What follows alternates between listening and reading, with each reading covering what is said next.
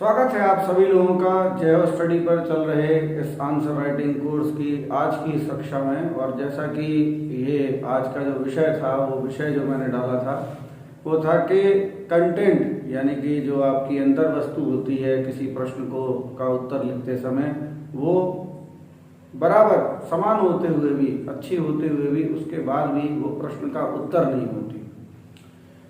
सबसे पहले तो मैं आप सभी लोगों को बहुत ज़्यादा थैंक यू बोलना चाहता हूँ, धन्यवाद देना चाहता हूँ कि अभी कुछ थोड़े से दिनों में 10-15 दिन 20 दिन में बहुत सारे लोग आप लोग आंसर राइटिंग कोर्स में जुड़ चुके हैं, जिसके लिए हम सभी लोग, पूरी टीम आपका धन्यवाद देती है।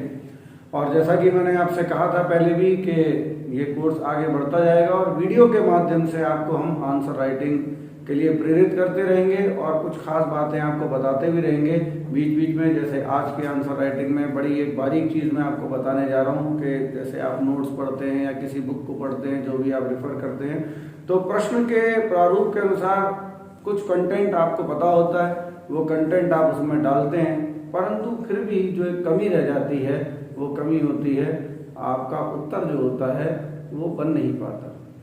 अभी हाल ही में मैंने कुछ कॉपियां चेक करी, मैंने एक प्रश्न दिया था, उस प्रश्न को लिखने का तो बहुत प्रयास किया सभी लोगों ने, लेकिन वो प्रश्न जो था वो कंटेंट अच्छा होने के बावजूद या कंटेंट वही होने के बावजूद जो कंटेंट होना चाहिए था, फिर भी वो प्रश्न का उत्तर नहीं था। ये सबसे बड़ी विडंबना थी। तो बहुत सारे लोगों को ये समस्या सता सकती है कि आखिर ऐसा क्या था जिसको सब कुछ होने के बावजूद भी प्रश्न का उत्तर नहीं माना गया। तो आज के वीडियो में मैं आपको यही बताऊंगा कि वो क्या कमियां छूटती हैं, प्रश्न की शुरुआत, प्रश्न की भाषा किस तरह से एक प्रश्न का उत्तर बनाती है और कंटेंट किस प्रकार से सब कुछ होते हुए भी प्रश्न का उत्तर नहीं होता और उत्तर को बेजान बना देता है। आज के वीडियो में हम यही देखेंगे। तो जो प्रश्न मैंने पूछा था आपसे अपने क्वेश्चन दिए हुए क्वेश्चन में, वो क्वेश्चन बड़ा प्यारा था और सिविल सेवा परीक्षा में पूछा गया प्रश्न है। और प्रश्न था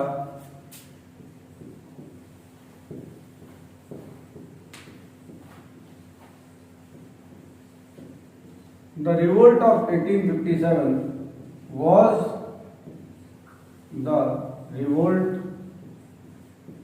of Awadh।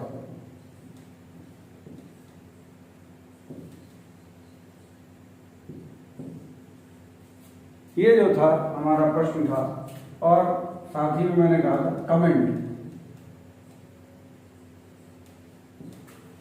हिंदी में प्रश्न था 1857 का विद्रोह। 1857 का विद्रोह अवध का विद्रोह था।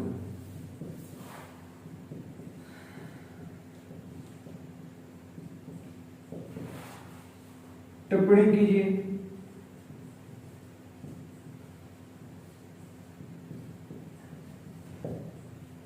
अब इस प्रश्न को लिखने में ज्यादातर लोग, क्या सभी लोग, जितने भी लोग थे वो सभी लोग असफल हुए। सारे लोगों ने अपने अपने तरीके से प्रश्न को लिखने का प्रयास किया। प्रयास हमेशा सराहनीय होता है और जो चीज़ मैंने आपके लिए आज पेश की है वो इसीलिए है कि आप सभी कुछ कोशिश करते हैं, किताबों से पढ़ते हैं, लेकिन प्रश्न का उत्तर कैसे लिखना है ये सबसे बड़ी बात है। तो शुरुआत करते हैं बड़े मजेदार एक स्टेटमेंट से।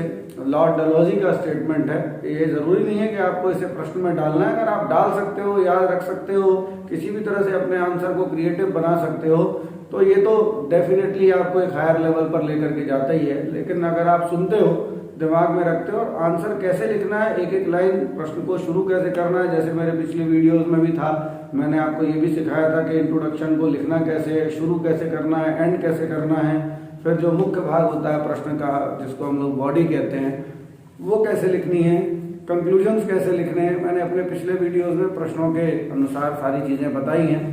यहाँ हम लोग इसी प्रश्न पर चर्चा करेंगे। The revolt of 1857 was the revolt of Awadh, या 1857 का विद्रोह अवध का विद्रोह था। टिप्पणी कीजिए। अब ये प्रश्न क्या कहता है, तो लॉर्ड डलहौजी के स्टेटमेंट से शुरुआत करते हैं। 1851 में लॉर्ड डलहौजी ने एक स्टेटमेंट दिया था, a cherry will drop in our mouth one day. यानी हमारे मुंह में ये फल एक दिन जरूर गिरेगा, हिंदी में अगर हम कहें तो। अब चेरी लिखना चाहें तो चेरी लिख सकते हैं, चेरी एक फल होता है। यहाँ चेरी से तात्पर्य था अवध से, और अवध को जैसा कि आपने देखा कि ब्रिटिश एम्पायर धीरे धीरे अपने पूरे साम्राज्य का विस्तार करते जा रहे थे। और 1801 में, ये सब आपको लिखना नहीं है लेकिन मैं थोड़ा सा बता रहा हूँ आपके इंटरेस्ट के लिए, 1801 में अवध पर सब्सिडरी एलेंस इंग्लिश में जिसको बोलते हैं या हिंदी में जिसको सहायक संधि कहते हैं, वो लाद दी गई थी, जिसके कारण से जो नवाब थे उस समय के अवध के, उनकी शक्तियों को सीमित कर दिया गया था। वहाँ पर मिलिट्री अंग्रेज़ों ने अपनी रख दी थी, वहाँ पर एक ब्रिटिश रेजिडेंट रख दिया गया था। तो ये सारी बातें तो हो ही गई थी। बावजूद इसके 1856 में अवध का अधिग्रहण कर दिया गया। ये सब आप कहानी जानते भी होंगे और नहीं भी जानते हैं तो फिर मैं बता दे रहा हूँ। अंग्रेज़ों ने अवध का अधिग्रहण कर लिया, एनेक्सेशन इसको इंग्लिश में बोलते हैं, इन 1856। और इस एनेक्सेशन के बाद और का कारण जो बताया वो ये बताया कि सबसे पहले तो नवाब पर कुशासन,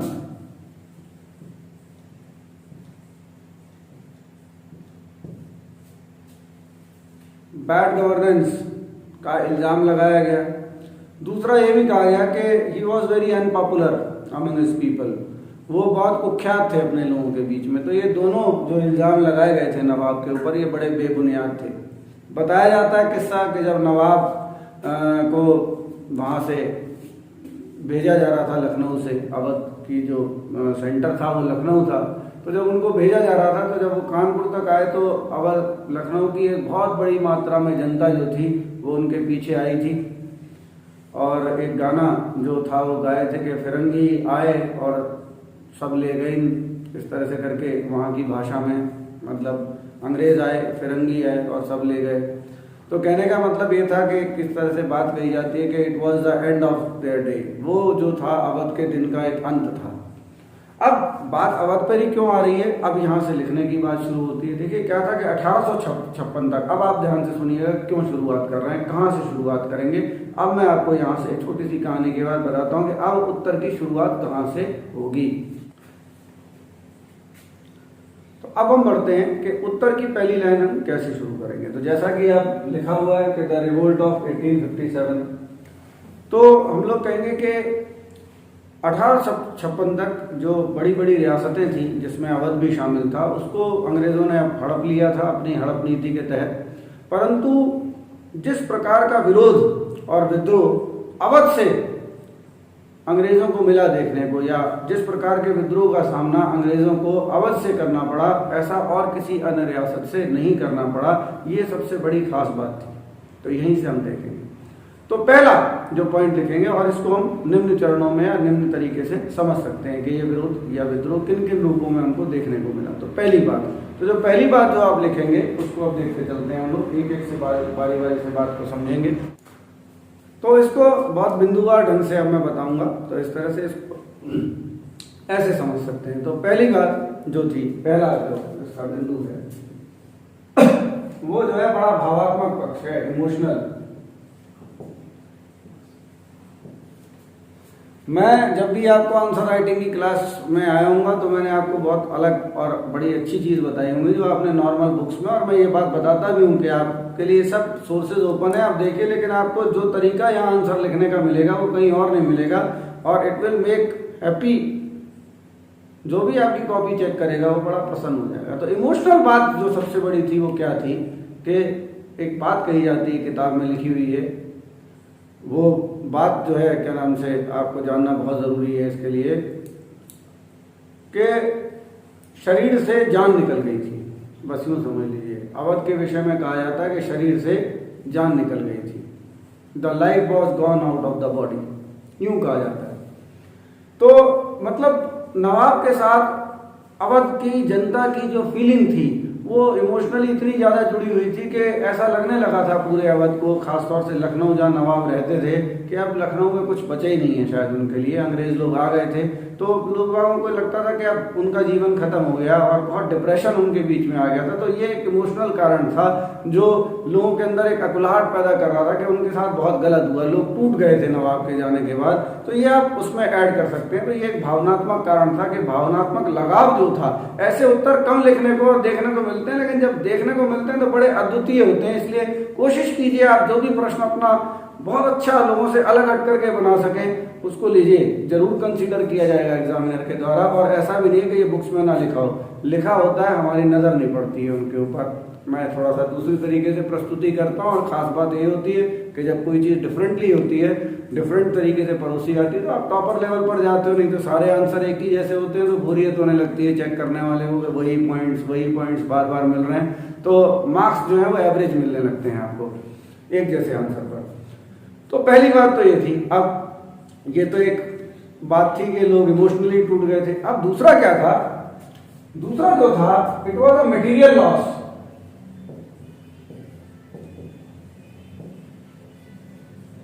यानी एक भौतिक हानि थी। अब भौतिक हानि किस प्रकार से थी इसको भी समझते हैं हम लोग। नवाब के अधीन एक बहुत बड़ा दरबार उस दौरान हुआ करता था, जिसमें शायर, गायक, संगीतकार, बहुत बड़ा एक ब्यूरोक्रेसी जिसको कहते हैं, बहुत बड़ी ब्यूरोक्रेसी, एक बहुत बड़ी सेना जो नवाब की थी, और उनसे जुड़े हुए तमाम सारे लोग, कलाकार, कारीगर, ये सारे लोग नवाब के जाते ही पूरे सभी लोग बेरोजगार हो गए।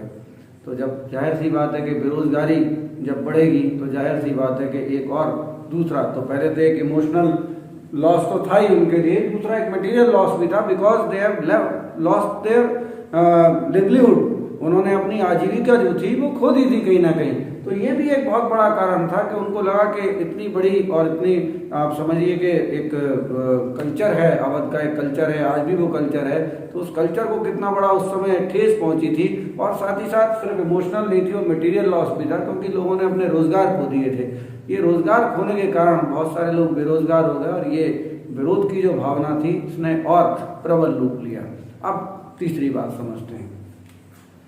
तीसरी बात जो थी कि अब एक तो बात थी सिर्फ मेन सेंटर की जो लखनऊ में था, लेकिन इसके चारों ओर अवध तो एक बहुत बड़ा उस समय पार्ट हुआ करता था, एक स्टेट था उस समय का, प्रिंसली स्टेट था। तो तालुकदार हुआ करते थे, हिंदी में और अंग्रेजी में तालुकदार ही बोलते हैं। तो तालुकदार ऐसे समझ लीजिए कि जमींदार होते थे, लेकिन ये बहुत बड़े हुआ करते थे, इनके खुद के किले हुआ करते थे, इनके फोर्ट्स होते थे बड़े बड़े, और इनके पास बड़ी बड़ी सेना होती थी, हजारों की संख्या में, 100 सैकड़ों की संख्या में इनके पास सिपाही हुआ करते थे। तो इनको भी बहुत बड़ा इफेक्ट पहुंचा, क्योंकि इनके पास भी बड़ी शक्ति केंद्रित थी, और अगर इनके पास शक्ति केंद्रित रहती तो अंग्रेजों की शक्ति कहीं ना कहीं कमजोर होती। तो धीरे धीरे इनकी शक्तियों को भी अंग्रेजों ने अपने आप से खींचना शुरू किया। तो तालुकदार भी जो थे वो नाराज होना शुरू हुए, और तालुकदारों के अंदर भी विरोध की भावना जो थी वो जागृत होना शुरू हुई।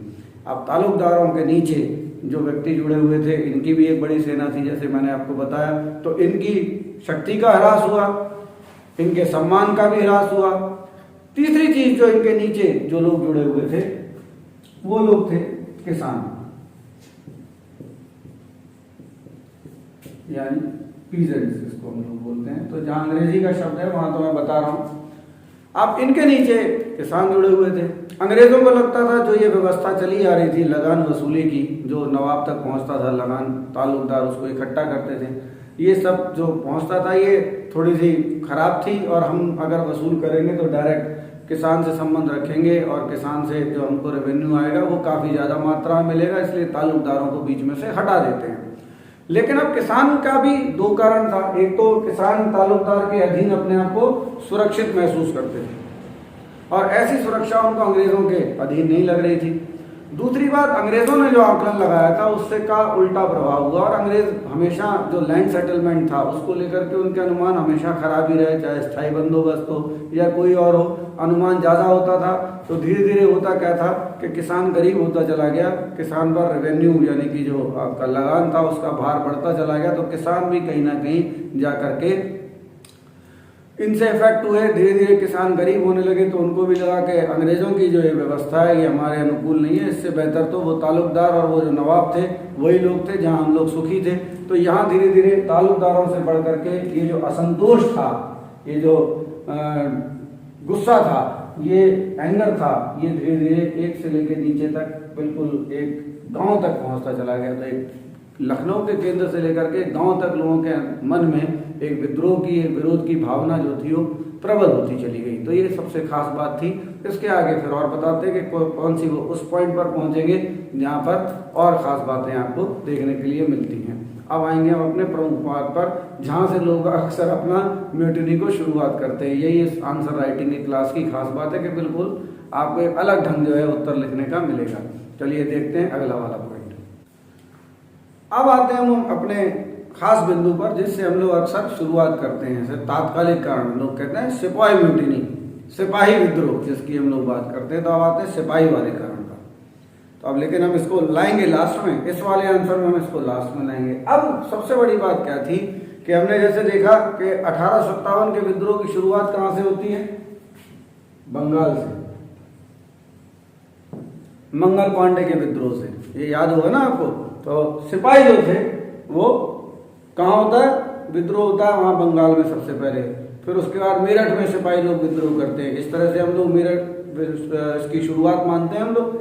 लेकिन अब इन सिपाहियों की यदि बात करें, इंग्लिश में सिपाही और हिंदी में सिपाही, तो अंग्रेज सेना के अधीन जो ये सिपाही काम कर रहे थे, जो अंग्रेजों के यहाँ नौकरी करते थे सिपाही, सबसे बड़ी बात तो ये थी कि इसी दौरान उनके साथ काफी सेना में भेदभाव होता था। इसको और डिटेल में अगर आप पढ़ना है तो पढ़ सकते हो। आप इतना ही लिखना कि उनके साथ बहुत भेदभाव होता था।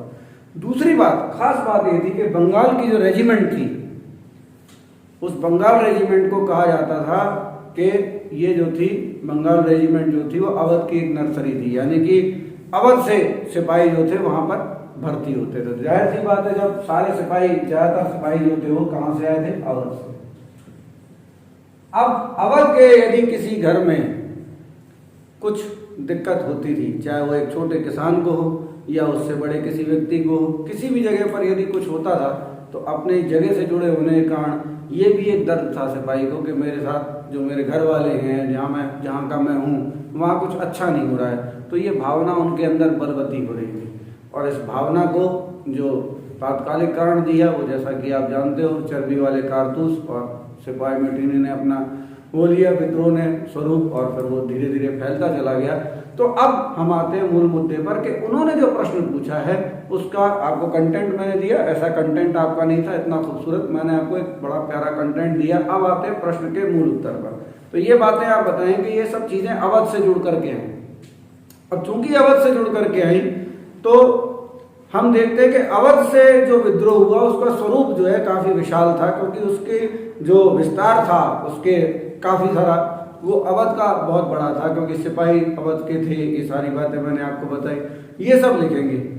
तो इस प्रकार हमें देखने से ऐसा, अब देखिए कैसे कंक्लूड करेंगे, इसको सुनेंगे कि कैसे, अब हम इसको, हमने ये लिख लिया, अब हम देखेंगे कि इसका कंक्लूजन हम लिखेंगे क्या। क्योंकि प्रश्न जो है कहीं ना कहीं क्या पूछ रहा है आपसे, ये आप शायद नहीं समझ पाए होंगे। प्रश्न आपसे दबे शब्दों में, ध्यान से सुनिएगा, प्रश्न आपसे दबे शब्दों में पूछ रहा है क्या आप इस बात से सहमत हैं कि 1857 का विद्रोह अवध का विद्रोह था? ये पूछ रहा है वो दबे शब्दों में, लेकिन आप उसको शायद ना समझ पा रहे हैं। तो अपने तरीके से अब आपको बताना है हाँ कि ना। अब यूं तो हाँ और ना होती नहीं है। हम लोग अभी देखते चले आ रहे हैं बराबर निरंतर के अवध से किस प्रकार जो विरोध था वो सबसे प्रबल रूप से सामने आया। और यहाँ तक भी हमने देखा कि जो सिपाहियों का विद्रोह हुआ वो भी ज्यादातर जो थे अवध से आते थे। उच्च जाति के ब्राह्मण थे ज्यादातर लोग, तो उनको ऐसा लगता था बराबर उनसे भेदभाव होता था और वहीं से विद्रोह की शुरुआत होती है। तो इस संदर्भ में हम कह सकते हैं कि अवध में जो विद्रोह हुआ उसका रूप सबसे विशाल था पूरे भारत में, इसलिए ये मान सकते हैं कि केंद्र के रूप में अवध से ही शुरुआत हुई।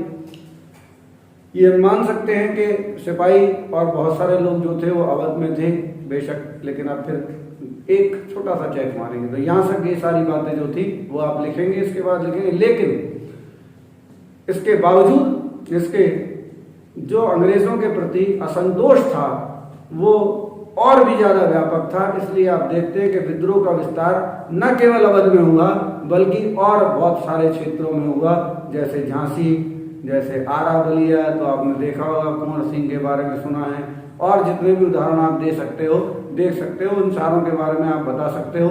वो अब एक एक लाइन में आप देख लीजिएगा वो सारे फैक्ट्स, उस पर उस समय हम यहाँ वीडियो में बर्बाद नहीं कर रहे, मैं आपको बता रहा हूँ। तो हम देख सकते हैं क्योंकि ये केवल अवध तक सीमित नहीं था, तो हम इसको इस सीमा में नहीं मान सकते हैं विद्रोह को कि ये केवल अवध का ही विद्रोह था। ये कह सकते हैं हम कि अवध से एक विशाल विद्रोह हुआ और बहुत सारी चीजों का जो लीड किया हमारे उसको वो अवध से ही किया गया। बहुत सारी चीजों को सिपाही जो थे वहां के थे, शुरुआत हुई, ये सब बातें आप कह सकते हो। लेकिन उसके बावजूद भी जो सबसे विकराल रूप था वो अवध में था, लेकिन इसके बावजूद इस विद्रोह का प्रसार जो था वो भारत के एक बहुत बड़े हिस्से में हुआ। इस वजह से हम इसको अवध तक सीमित नहीं कर सकते हैं। हम कह सकते हैं कि ये बहुत बड़ा विद्रोह था जो अंग्रेजों को उखाड़ फेंकने या ब्रिटिश उसके खिलाफ था, जो अवध के बाहर भी फैला। इस तरह से करके आप इसको कंक्लूड करेंगे, तो ये कंक्लूजन इसमें आप देंगे तो मानेंगे भी पहले, ठीक है ना, कि हम कह सकते हैं, ये वाली लाइन जोड़ेंगे कि इस प्रकार हम कह सकते हैं कि विद्रोह का एक विकराल या जो विशाल दायरा था वो अवध में सीमित था, अवध में केंद्रित था। सीमित भी नहीं कहेंगे, केंद्रित कहेंगे, केंद्रित था। लेकिन बावजूद इसके ये केवल अवध तक सीमित नहीं था, इसका प्रसार भारत के अन्य हिस्सों में भी हुआ। इसलिए हम केवल ये नहीं कह सकते हैं कि ये अवध का ही विद्रोह था, ये भारत में एक बहुत बड़े व्यापक विस्तार लिए हुए बड़ा विद्रोह था, जिसको दबाने में अंग्रेजों को काफी मेहनत पड़ी, अलग अलग हिस्सों में जाना पड़ा। ये सब बातें आप लिख सकते हो बाद में, और यहीं पर आकर के आप अपने आंसर का एंड कर देंगे। तो इस तरह से इस उत्तर को हम लिखेंगे। मैंने जो आपको मुंह से बताया उसको आप नोट किया कीजिए, फिर ढूंढिए, कोशिश कीजिए अपने बुक्स में वो लाइन देखने की किस तरह से कंक्लूड करना है। पढ़िए, मैं तो हमेशा कहूंगा कि पढ़िए, और पढ़ने के बाद उत्तर लिखने का प्रयास करेंगे तो एक नई बात आएगी आपके उत्तर लेखन में। इसी के साथ आज का ये जो सेशन था हमारा आंसर राइटिंग का, जो आपको एक गाइडेंस के रूप में आया था, वो यहाँ खत्म होता है। अगले सेशन में फिर मुलाकात होगी, तब तक के लिए अलविदा।